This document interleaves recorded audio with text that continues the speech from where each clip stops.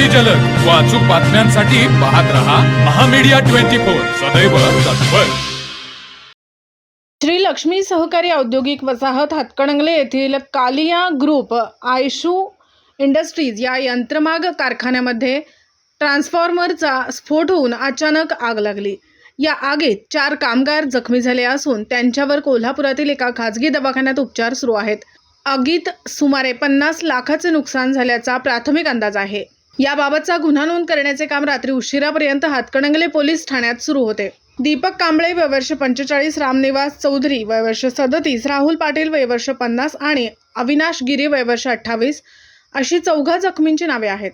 अधिक माहिती अशी, हातकणंगले येथील श्री लक्ष्मी औद्योगिक वसाहतीमध्ये कालिया ग्रुप हा यंत्रमागांचा कारखाना आहे।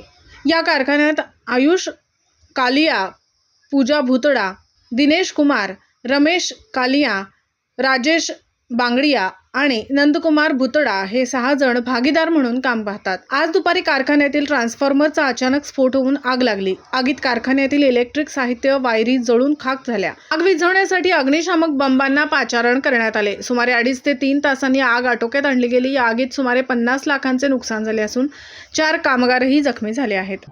तर मग चला सबस्क्राईब करायला विसरू नका महामीडिया 24 न्यूज चॅनलला। महामीडिया 24 सदैव तत्पर।